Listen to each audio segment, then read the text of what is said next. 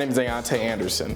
I'm the CEO for the Center for Advancing Black Excellence in Education, and I'm a former member of the Denver School Board. When I was going to Manual High School, there was a decision to co-locate Manual High School with the middle school. And as student body president, myself and other student leaders, we were actively opposed to this change. We asked our school board member at the time, how are we going to get our voices amplified and heard on the Denver School Board? And she responded sarcastically, you should just run and win like the rest of us. So I made it a mission that I would take her job. And 4 years later, I did just that. And that's where my birth for community activism was truly born, because I wanted to be the change that I wish to seek in my community. We're often taught that the best way that you can give back to the community is you have to leave the hood in order to give back. But I have a fundamental belief that you don't have to leave the hood in order to come to give back to your community. You have to stay in it, and that's what I decided to do. I decided to stay in my hood and continue to give back, and it eventually led me to being the youngest African American ever elected to public office in the state of Colorado. My first day on the Denver School Board, I went to Stedman Elementary School, and I wanted to make sure that the students understood that they had leadership that looked like them. There was a student when I walked into the classroom who said, what is your name? What do you do? And I told him that my name is Auon'tai. I'm on the Denver School Board, and I told him that essentially I'm the boss of the superintendent for the Denver Public Schools. And he responded with, but you look like me. And he had that epiphany that, you know, somebody probably shouldn't look like him if they're in control of a large institution like the Denver Public Schools. And that young student and I had a very deep conversation around what power looks like and how he can see himself reflective in this seat. And it was because of individuals like President Barack Obama that inspired me to be able to achieve what I've been able to achieve. I never thought before the election of President Obama that I could ever see myself reflected in politics. And since then, I've been making sure that we are showing up in spaces that aren't actually built for us. Shirley Chisholm says that if you don't have a seat at the table, bring a folding chair. So I always have my folding chair on standby because I'm never going to allow anybody to tell me I'm not allowed to sit at that table. Just as I told that young student that he can do anything he wants to do. And 4 years later, I went back and checked in on him. And he did definitely remember me. And he told me that he's striving to be the next mayor of Denver. And so I'm looking forward to casting my ballot for him in the future, because I know that he's going to do great things. And whatever small impact that I could have had on his life, I'm just super excited to have been there. One of the challenges that I see that black men face, especially our young black men, is going up against the statistic that 1 in 3 black men go to jail within their lifetime. And trying to break that statistic, they need to have access to quality education, to quality mentorship, and also opportunities to post-secondary readiness opportunities. College is not for everybody, and we have to be able to adapt that as a framework in our community. Pushing children into a space where they may not be comfortable going into, especially going into the post-secondary conversation, we have to be able to adapt to figuring out what is going to work for them. Maybe it's college, maybe it's the workforce, or maybe it's something else, but we have to be able to tap into listening to them.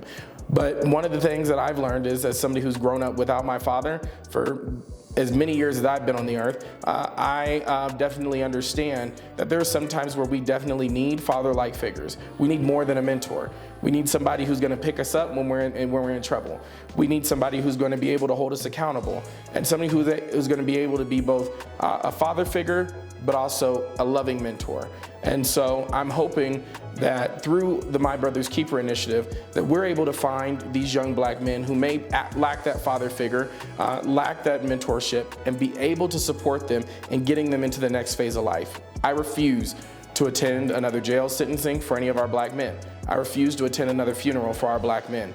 We have to stop inflicting pain on one another and start making sure that we're able to take the issues that are happening in our community and putting them into a different light to say that we're not a statistic. We're larger than the 1 in 3 black men that go to jail in our lifetime. I want to change the statistic that says 3 out of 3 black men graduate from high school. 3 out of 3 black men get a good job after high school. 3 out of 3 black men are great fathers to their children. That is the narrative that I want us to change. Some of the ways that I'm combating the challenges that we see within our community is through the work that I'm now doing with the Center for Advancing Black Excellence in Education. I noticed that we needed to have something that focuses on the Black experience, not only just for our students, but for our educators and our school board members. As a former member of the Denver School Board, I encountered a lot of challenges during my tenure on the school board, and it showed me that one of the biggest issues that was lacking was the lack of mentorship, not just for our children, but for our adults. Through our nonprofit, one of the things that we really focus on is school board member development. Finding folks in our community that want to serve on local school boards and training them of what that actually means to be an effective candidate and to be an effective governor of a system. It's one thing to know how to run for office and say the right things to the people that you want to represent. It's another to actually know how to be a governor of a system.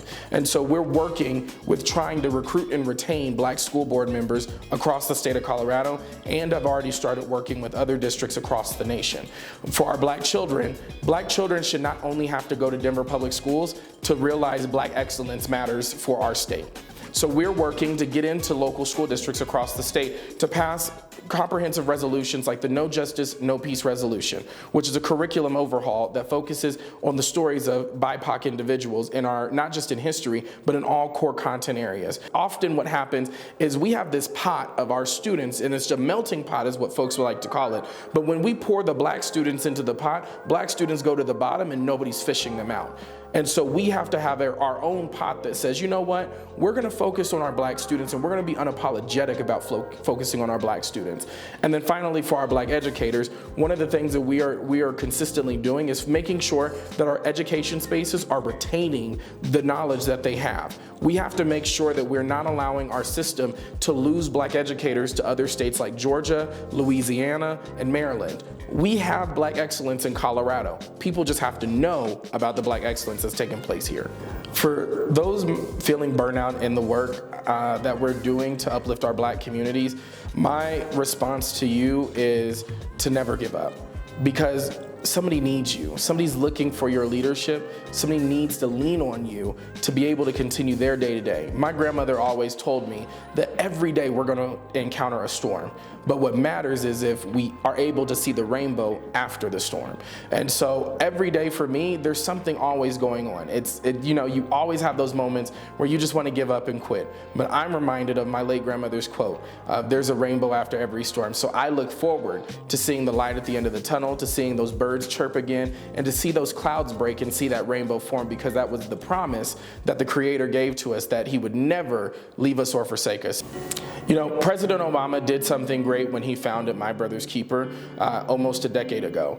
And it is imperative that we keep President Obama's legacy alive through this program, because now children can see themselves reflected, not only just at a school board or a city council seat, they can see themselves reflected in the White House. And so it is important that our Black men see these individuals within our communities that are doing great work, whether if you are a nonprofit leader, a politician, or a teacher. Regardless of your role in community, our Black men need to see you. They need to see those individuals in their classrooms. They need to see those individuals when they're walking down the streets. They need to see those individuals when they're in the grocery store, because all of us are doing something different that impacts the lives of all of our Black children. So it is imperative for all of us to make sure that you never give up on the mission that My Brother's Keeper is pushing forward. And I look forward to making sure My Brother's Keeper is successful, not just for the next 10 years, but for however many years I have left on this earth. I'm always going to be a supporter of My Brother's Keeper.